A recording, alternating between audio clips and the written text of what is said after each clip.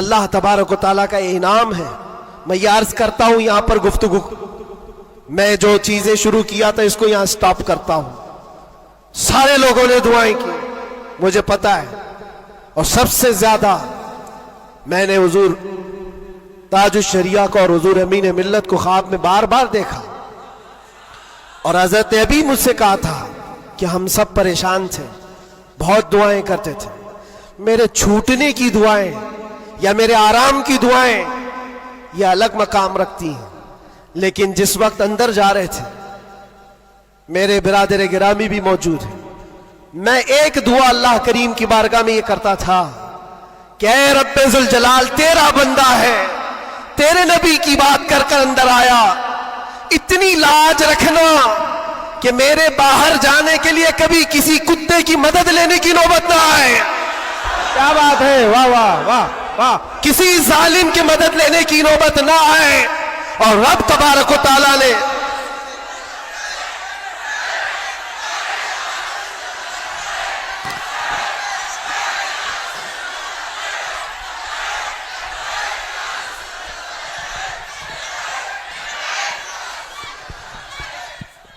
اس بات کی وضاحت بھی کر دوں, بہت بڑی ذمہ دار شخصیت موجود ہے, میرے الفاظ کا میں ذمہ دار ہوں جو کچھ کہہ رہا ہوں.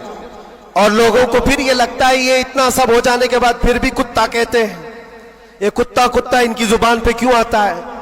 میرے عزیزو یہ اب کوئی غیر قانونی بات نہیں, سپریم کورٹ کے جج نے بھی ہمارا ججمنٹ دینے کے وقت کہا تھا یہ کوئی ایسی بات نہیں ہے, ہیٹ سپیچ نہیں ہے, every dog has a day, ہر کتے کا ایک دن ہوتا ہے. ہم نے تو تھوڑا سا کہا تھا, انہوں نے بہت کہا ہے. تو یہ جو بھی میں کہوں گا اب سپریم کورٹ کے اعتبار سے کہوں گا, اور پھر میں ابھی تک تو کبھی وہ شعر کو دہرایا بھی نہیں, کیونکہ میں نے دیکھا ہے 5 سال کے 6 سال کے بچے سامنے کھڑے ہو کر کے وہی دہرا رہے ہیں. واہ واہ واہ.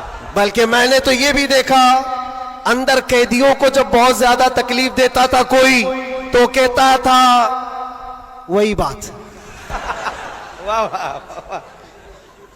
آج وقت ہے تمہارا, کیا بات ہے. ہر جگہ پر کھانا صحیح نہیں مل رہا ہے تو بھی وہ قیدی ہی پکار کر کہتے تھے آج وقت ہے, آج وقت ہے.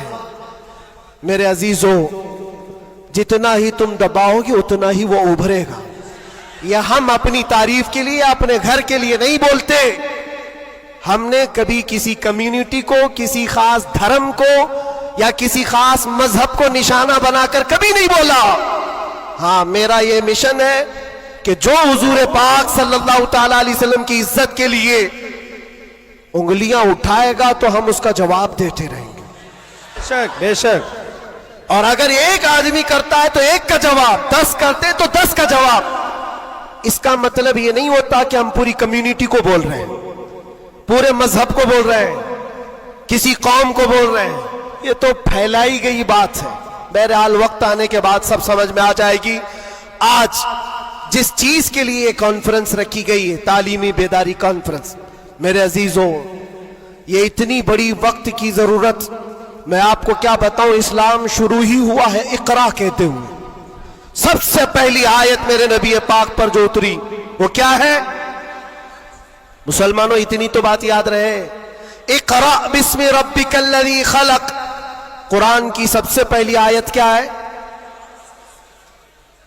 بسم اللہ خانی کرائی گئی کہ نہیں کرائی گئی؟ تو پڑھے ہو نا, تو پڑھو اقرا بسم ربک الذی خلق. اقرا کا مطلب ہوتا ہے اے محبوب پڑھو, اے رسول پڑھو. دیکھو قرآن پاک میں بہت جگہ پر اللہ نے قل بھی کہا, کہو, لیکن جب سب سے پہلی آیت آئی تو اس میں کہا قل نہیں, اقرا پڑھو اپنے رب کے نام سے. اور ایک بزرگ نے بہت اچھی بات کہی, یہ اس سے کہا جاتا ہے پڑھو. جبرائیل امین آئے حضور پاک صلی اللہ علیہ وسلم سے کہنے لگے اقرا بسم ربک الذی خلق. 3 بار تو حضور نے نہیں پڑھا تھا, صرف وہ اقرا اقرا کہہ رہے تھے. 4تھی بار جبرائیل نے کہا اقرا بسم ربک الذی خلق, پڑھو اپنے اس رب کے نام سے جس نے پیدا کیا. نبی پاک نے پڑھا, اور اقرا اس کو کہا جاتا ہے جو پہلے سے پڑھا ہوا ہو. واہ واہ اور نئے آدمی کو پڑھانے کے لیے کہیں گے کہو جیسے میں کہہ رہا ہوں, جیسے میں کہہ رہا ہوں ایسے کہو. اور بھی ایک بات جو حضور پاک صلی اللہ تعالی علیہ وسلم کے متعلق بہت ساری باتیں مستشرقین نے جو پھیلائی, وہ امی تھے.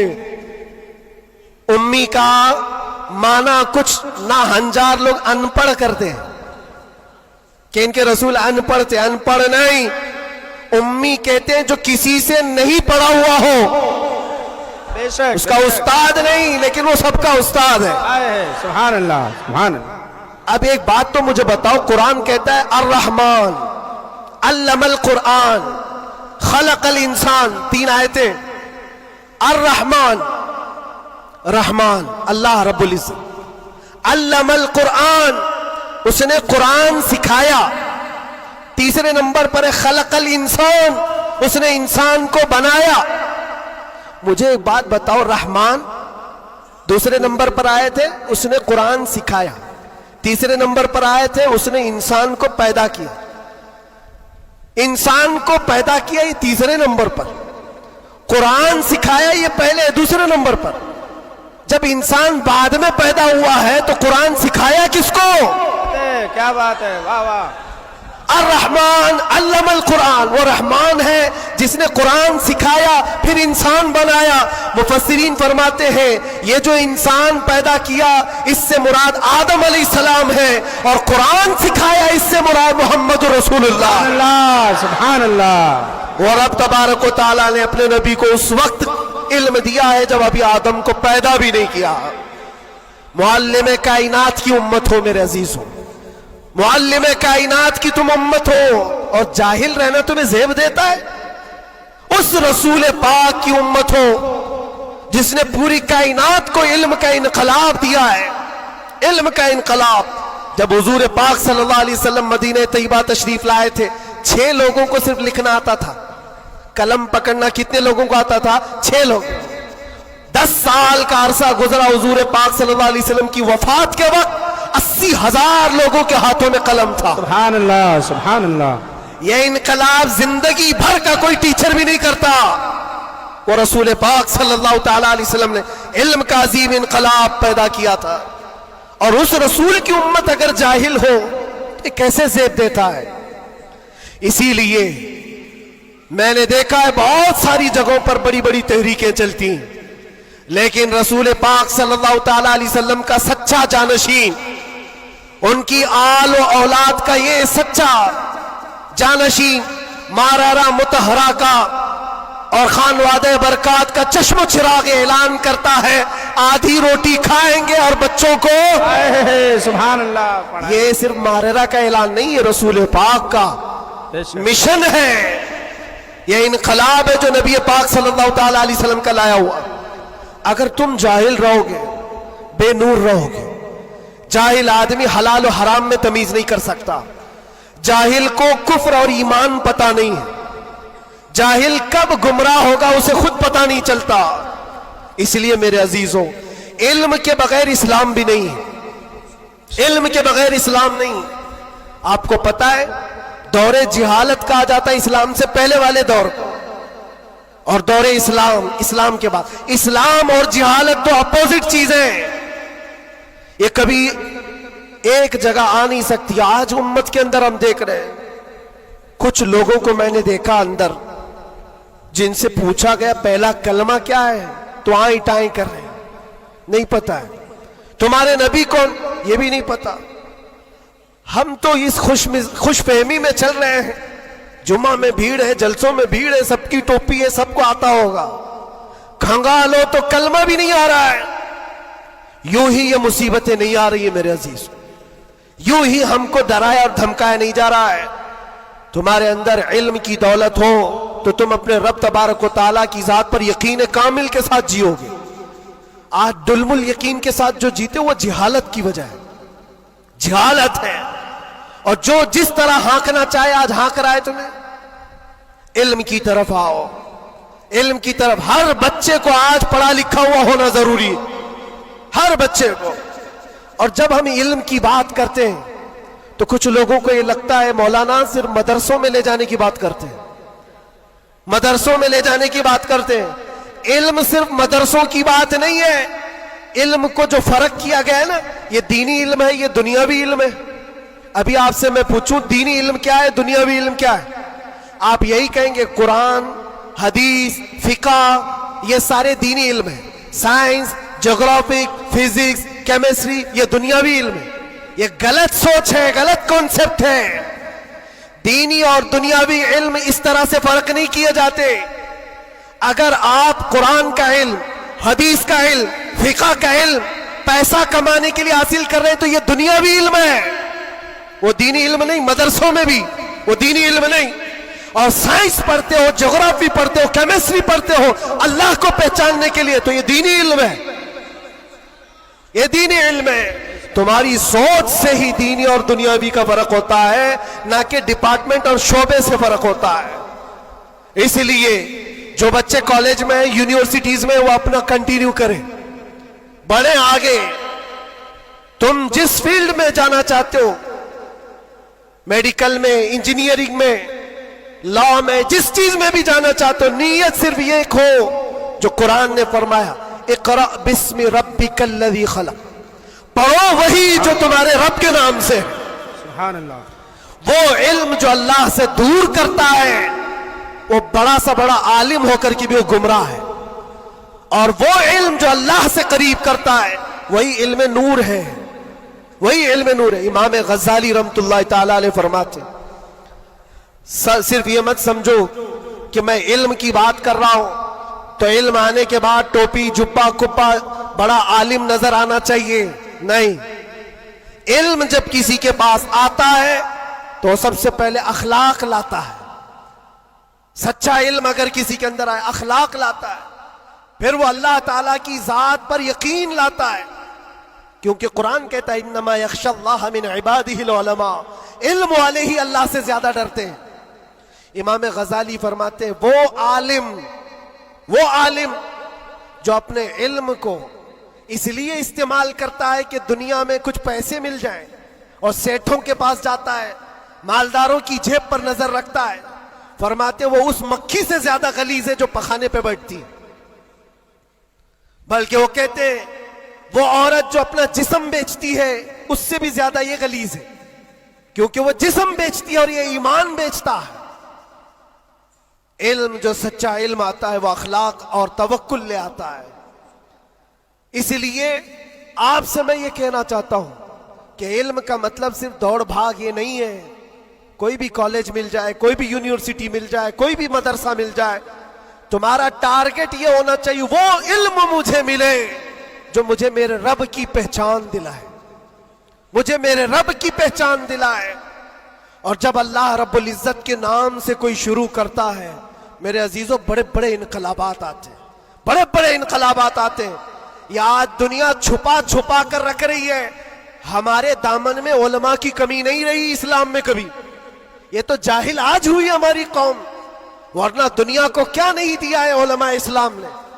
آپ کو پتا ہے یہ سب جو اٹھائے ہوئے کیمرے ہیں یہ کس کی دین ہے؟ سب سے پہلے ابن الہیثم نے یہ کیمرے کی ایجاد کی تھی، اور اس کی تھیوری بھی بنائی تھی اپنی آنکھوں کے لینس سے۔ دنیا کو اڑنے کا طریقہ دینے والا عباس بن فراز سب سے پہلے پلین بننے سے بھی پہلے اڑ کر کے ایک مینارے سے پیراشوٹ کا تصور دینے والا، ایکس رے کا تصور دینے والا عالم اسلام ہے۔ خوارزمی نے گھڑی کا تصور دیا ہے، الجبرا اسلامی علماء نے تمہارے سامنے رکھا ہے۔ آج جو یہ ہند سے لکھے جاتے ہیں 1 2 3، یہ عادات کہاں سے آئے؟ اسلامی علماء نے اس کو ایجاد کی۔ ایجادات کی ایک لمبی فہرست ہے۔ آج بھی کیلیفورنیا یونیورسٹی کے اندر، امریکہ کے اندر طب میں، میڈیکل میں اور بچوں کی سرجری پر جو لکھی گئی سب سے پہلی کتاب ابو علی سینا کی ہے۔ القانون آج بھی رکھی ہوئی ہے۔ پوری دنیا کو سرجری سکھانے والے، پوری دنیا کو میڈیکل لائن میں لانے والے اسلامی علماء ہیں۔ بچوں کے امراض پر سب سے پہلی لکھی جانے والی کتاب علماء اسلام کی ہے۔ کون سا میدان ہے جس میں میرے نبی کے غلاموں نے बाजी नहीं मारी है, सब जगह है। बस बात आकर के यहाँ रुकती है, जिसको इकबाल ने क्या सच्चे अल्फाज में कहा है, उनके जो हम गुलाम थे खल्क के पेशवा रहे। सुभान अल्लाह। खुलासा यही है, उनके जो हम गुलाम थे खल्क के पेशवा रहे, उनसे फिरे जहां फिरा फिर आई कमी वकार में। ये डोर जो कटी है तुम्हारी या धीमी हुई है, यहां से इज्जतों में कमी आई है। पढ़ना लिखना तुमने बंद कर दिया, ना इधर के है ना उधर के है। मेरे अजीजों, ना मदरसों का इल्म रह गया, ना स्कूल कॉलेज का इल्म रह गया। ये तो इस्लाम का तकाजा नहीं है, इस्लाम नहीं चाहता है। इसलिए आज की इस कॉन्फ्रेंस के जरिए से, ये तालीमी बेदारी कॉन्फ्रेंस है, मैं अवेयरनेस लाना चाहता हूं। और अब अगर कोई यहां बैठा हुआ ये अहद करके उठता है कि मुझे इल्म हासिल करना है, हमारी ये कॉन्फ्रेंस उसूल होगी। दिल में सोचते हो हासिल करना है, और इल्म की कोई उम्र नहीं होती। ये मत सोचना मेरी शादी हो गई, बच्चे हो गए, अब क्या पढ़ूंगा। अरे बूढ़े हो जाओ, दाढ़ी सफेद हो जाओ, तब भी तुम्हारे इल्म हासिल करने की उम्र नहीं जाएगी। सैयदना उमर इब्ने खत्ताब जलीलुल कद्र सहाबी हैं, कहते मुझे सूरे बकरा पढ़ने में 12 साल लग गए। तुम चाहते हो जुम्मा 8 दिन के अंदर कुरान भी खत्म हो जाना चाहिए। हाँ, इसमें मिटा दो अपनी हस्ती को अगर कुछ मर्तबा चाहो कि दाना खाक में मिलकर गुले गुलजार बनता है। शेख सादी रहमतुल्लाह अलैह फरमाते 60 साल के बाद तो मैंने इल्म देखा है। और ये शर्म हया की बात नहीं, इल्म हासिल करना हो। अच्छा, पहले के बूढ़े लोग अगर कहते हैं हमारे जमाने में हालात बुरे थे, कोई आया ही नहीं सिखाने के लिए, हमारे पास स्कूल नहीं थे, मदरसे नहीं थे, पहले वाले कहते तो हो सकता है उनका ये उज़्र है। तुम्हारे पास अब कोई उज़्र ही नहीं रह गया।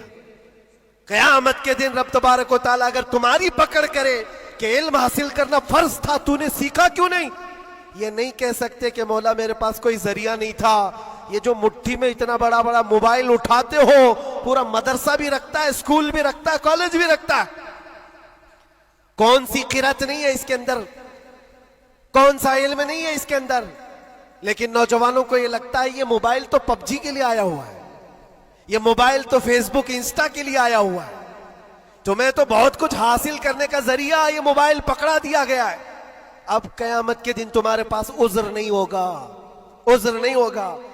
तुमसे अगर सवाल हुआ कि वजू में कितने फराइज थे, नमाज में कितने फराइज थे, कुरान तजवीद के साथ पढ़ने के क्या क्या उसूल थे, तुम हाय हाय हाय हाय करते रह गए, मुझे पता ही नहीं, कोई पढ़ाया नहीं, तो पूछा जाएगा तेरे पास जरिया था, अभी जाकर सर्च करके देख लेना वजू में कितने फराइज है। मोबाइल 1 मिनट से पहले तुम्हें लाके दिखा देगा, बता देगा।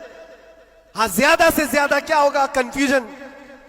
क्या मैंने सर्च तो किया है वजू में कितने फर्ज, अब आ तो गया जवाब, लेकिन ये पता नहीं चल रहा है ये अपोजिशन का है कि हमारा है। इसके लिए तो उलमा बैठे हुए हैं। इतना पूछ सकते हो कि हज़रत मैंने रिसर्च किया है, ये सारी चीजें तो मुझे मिल गई। हुजूर पाक सल्लल्लाहु अलैहि वसल्लम के लिए मैंने सर्च किया, हुजूर की उम्र कितनी थी, हुजूर के अज़वाज कितने थे, हुजूर की औलाद कितनी थी, हुजूर पाक ने मक्के में कितने दिन गुजारे, मदीने में कितने गुजारे, कितने गज़वात में हुजूर शरीक हुए, सब मैंने सर्च किया है, मुझे जवाब मिला है। उस पर पूरा यकीन करने से पहले किसी आलिम अहले सुन्नत के पास आ जाओ और क्रॉस वेरिफिकेशन करना, बस इतना ही जिम्मेदारी। क्योंकि मौलाना लोग भी तो जान छुड़ाते हैं। भाई टाइम नहीं हमारे पास, कितना पढ़ाएंगे तुमको, सुबह भी दोपहर में भी, तुम्हारे अपने अलग टाइम है, उनके अलग टाइम है। तो उनसे कहो हम आपके पास घंटा भर पढ़ने के लिए नहीं आ रहे, सिर्फ इतना बता दो ये जो मैंने सर्च किया है ये सही है कि नहीं। इतना तो कोई भी आलिम दीन तुम्हारे साथ ताउन कर सकता है। आज से करेंगे इंशाअल्लाह। 2025 तुम्हारा पूरा सीरत मुस्तफा पढ़ने में गुजरना चाहिए, गुजरेगा इंशाअल्लाह। इस बात को आज तय करके उठो कि मैं मेरे नबी का गुलाम हूं, तो मैं पहले ये पढ़ूंगा कि मेरे नबी कब पैदा हुए, उस वक्त हालात क्या थे, हुजूर पाक सल्लल्लाहु अलैहि वसल्लम का बचपन कहां गुजरा, हुजूर पाक ने पहली शादी कहां फरमाई, हुजूर पाक सल्लल्लाहु अलैहि वसल्लम की औलाद कितनी हुई, नबी पाक सल्लल्लाहु अलैहि वसल्लम के सहाबा में जलीलुल कद्र कौन है, हुजूर मक्का में कितने दिन गुजारे, मदीने में कितने गुजारे, कौन सी जंगों में शरीक हुए, कौन सी जिहाद में, कौन सी जंग में हुजूर पाक के दंदाने मुबारक शहीद हुए, कौन कौन सी मुसीबतें हुजूर ने उठाई और क्या क्या दुआएं उम्मत के लिए की, ये सब तुम्हारे हिस्से में आना चाहिए। मेरे अजीजों, एक बात मुझे याद आती है, एक नौजवान का किरदार बड़ा अजीब था। मीलाद का दिन था 12 रबीउल अव्वल, शायद मैंने यहाँ दोहराया हो ये बात। मैं ट्रेन से उतर रहा था, एक नौजवान मुझसे कहने लगा, हजरत मैं चाहता हूं कि आज हुजूर की बारगाह में कोई अच्छा तोहफा पेश करूं। सब झंडे, कुमकुमे, मिठाइयां सब लगा करके तो तोहफे पेश करते। उसने कहा मैं कुछ ऐसा करना चाहता हूं हुजूर पाक सल्लल्लाहु ताला अलैहि वसल्लम को खुशी हो।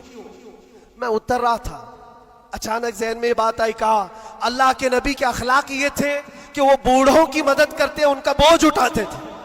मक्का में हुजूर मशहूर थे इस बात पर।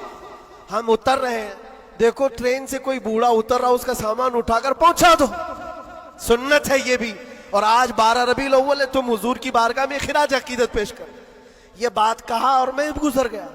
वो जवान एक बूढ़ी औरत 2 बड़े बड़े शॉपर लेकर आ रही थी, उसके पास गया और कहा कि अम्मा जी मुझे दो, मैं उठाता हूं। वो पहले तो घबराई, कहा कि तू क्यों उठाएगा, तू कुली है क्या है, मेरा सामान क्यों? नहीं दूंगी, नहीं दे रही थी। और क्यों दे अजनबी को कोई?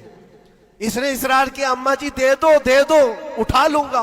कहा इतना क्यों कह रहा है बेटा, तू सामान लेके भागना है, क्या करना है? उसने साफ साफ समझा दिया, अम्मा जी बात यह है आज 12 रबीउल अव्वल की तारीख है, हमारे प्रॉफेट मोहम्मद सल्लल्लाहु अलैहि वसल्लम का जन्मदिन है और उनकी आदत थी कि वो बूढ़े लोगों का बोझ अपने हाथ उठाते थे। मैं चाहता हूं कि उनका अमल दोहराऊं, उनके अखलाक पर अमल करूं और मैं उनकी रूह को खुश करूं। बूढ़ी के दिल में बात आ गई, कहा ले ले बेटा, तू तेरे नबी की बात कर रहा है, आज तुम्हारा कोई त्योहार का दिन है, ये करना है तो करो। वो शॉप पर लेकर के गया, उसको जहां तक पहुंचाना था पहुंचाया। ये बात आई गई, गुजर गई। हम भी तो सोचते हैं कि छोटी सी बात है। 6 महीने गुजर जाने के बाद, 6-7 महीने के बाद, उस नौजवान ने मुझसे कहा कि हजरत वो बूढ़ी औरत जिसका मैं सामान उठाया था, वो अभी राब्ते में, कांटेक्ट में है, अभी आई और कह रही है कि बेटा 6 महीने गुजर गए, अब तक मैं तेरे नबी का बायोडाटा ही पढ़ रही हूं, वाह वाह वाह, अब तक मैं उनके अखलाक ही पढ़ रही हूं। कहा क्यों? कहा तेरे उस अमल ने मुझे इतना मुतासिर किया कि इस जमाने का कोई जवान, अरे मेरे बेटे मेरे पोते नहीं आए मुझे लेने, किसी और का बेटा मेरा सामान उठा रहा है, इसके अंदर इतना असर कहां से आया? और जब तूने बताया ये तेरे नबी के अमल है, मैंने सोचा कि उस नबी को क्यों ना पढ़ूं। पढ़ते पढ़ते मैं इस मकाम पर पहुंच गई। बताओ तेरा नबी कहां है, मैं भी जाऊं गुलामी में शामिल हो जाऊं। वाह वाह वाह वाह, सुभान अल्लाह। तुम्हारे अखलाक से इनकलाब आ सकता है, तुम्हारी आदत से इनकलाब आ सकता है, लेकिन जब तुम खुद सीरत नहीं पढ़ना चाहते तो दुनिया तो फिर यही ताने देगी कि आतंकवादी हैं, ये दहशतगर्द हैं, इनके मुंह पर थप्पड़ मारने का तरीका यही है। हम तुम्हारी सर्टिफिकेट के मोहताज नहीं है, हम तुम्हारे बोले जाने से कुछ भी परवाह नहीं करते। तुम्हें अपने नबी के अखलाक करके दिखाना है, करके दिखाना है, नफरत नहीं। हुजूर पाक सल्लल्लाहु ताला अलैहि वसल्लम से अगर मोहब्बत है तो उठो और इल्म को आम करो, और हुजूर की सीरत पढ़ने के बाद तुम्हारा दिल कुशादा हो जाएगा, जहन वसी हो जाएगा, सोचने की ताकत बढ़ जाएगी। इसलिए कि सुन सुन करके मानना और है, जान करके मानना और है। जब समझ जाओगे तो रोज इश्क बढ़ता चला जाएगा। आप चाहते हो मेरे नबी पाक की मोहब्बत और आए, चाहते हो हुजूर का इश्क और बढ़े, सिर्फ और सिर्फ यह है कि हुजूर को पढ़ना शुरू करो, सीरत पढ़ो और इतना गुम हो जाओ, इतना गुम हो जाओ कि फिर तुम मुस्कुरा भी दो या चलने फिरने लगो तो दुनिया पुकार कर कहेगी इसके अंदर से मदीने की खुशबू आती। क्यों? पढ़ने वाला उसी में मलबूस हो जाता है। 3 घंटे फिल्म देख करके यहाँ नाटक करने लगता है आदमी। क्यों? इसलिए कि इंसान की फितरत ऐसी है, जो देखता है वो कैच करता है और उसी तरह करने की कोशिश करता है। اور جب بار بار حضور کی سیرت پڑھو گے دنیا میں بات ویسی کرو گے جیسے میرے نبی کرتے تھے. بے شک بے شک. اس لیے بس بات اتنی ہے. بہت میں وقت لے لیا اس لیے اتنا لمبا کھینچ رہا تھا کہ 2025 آ جائے. واہ واہ واہ واہ کیا بات ہے. آ گیا ابھی اور الحمدللہ. اور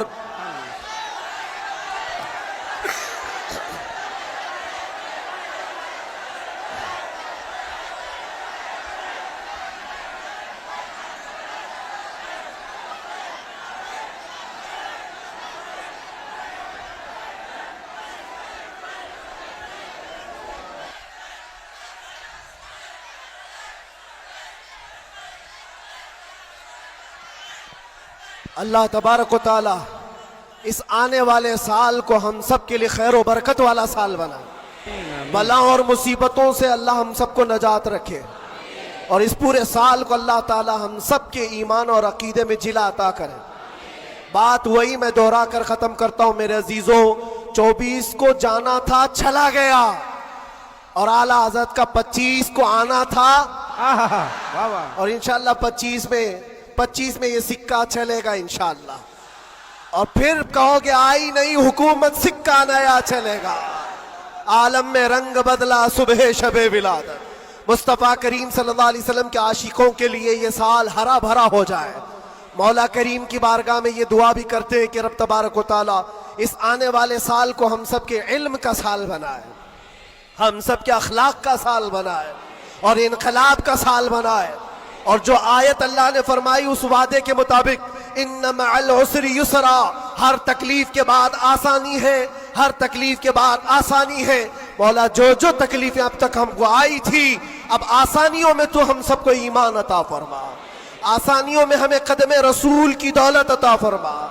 اور بس اتنی دعا کرو میرے عزیزوں, جب ہمارے جانے کا وقت آئے تو رب تبارک و تعالی ہم سب پر اتنا احسان کرے کہ اس کائنات میں ہر رنگ و بو کو دیکھ لیا, سونگ لیا, ہر شکل و صورت کو دیکھ لیا اور پہچان لیا.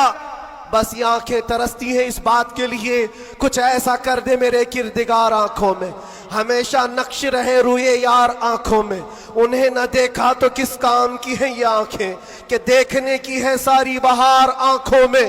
رب تعالیٰ کی بارگاہ میں دعا کرو مولا تیرا یہ بندہ تجھ سے آج یہ التجا کرتا ہے, اس نئے سال کی برکت میں دنیا مٹھائیاں تقسیم کر رہی ہے, ہمیں انعام میں تو دیدار رسول عطا فرما دے.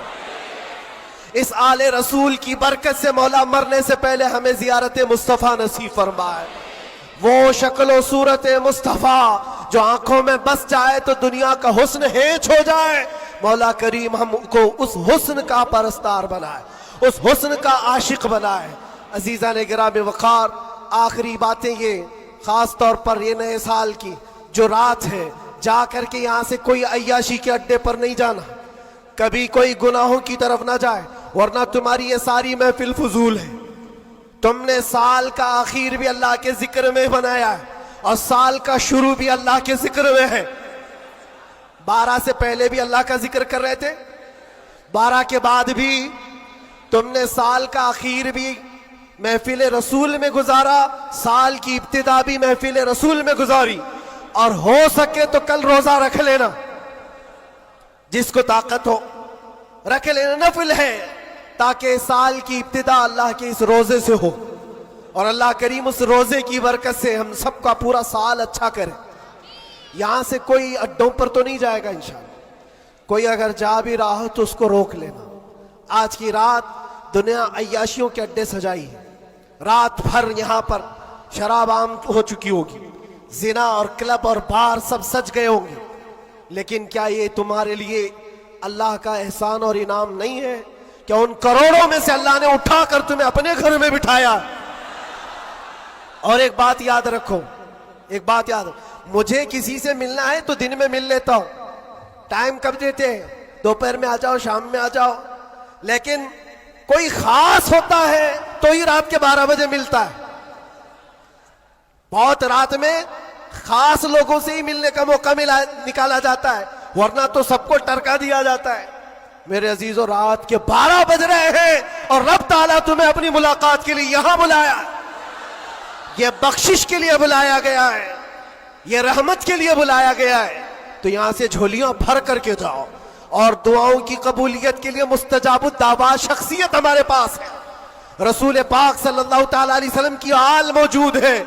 اور یقیناً آج کی محفل پر میں دیکھ رہا ہوں یہ جو رنگ جمع ہوا ہے، یہ جو بھیڑ ہے، یہ ضروری نہیں صرف انسانوں کی بھیڑ ہے، یہ ضروری نہیں ہے کہ صرف لوگوں کی مدن پورہ والوں کی بھیڑ ہے. تم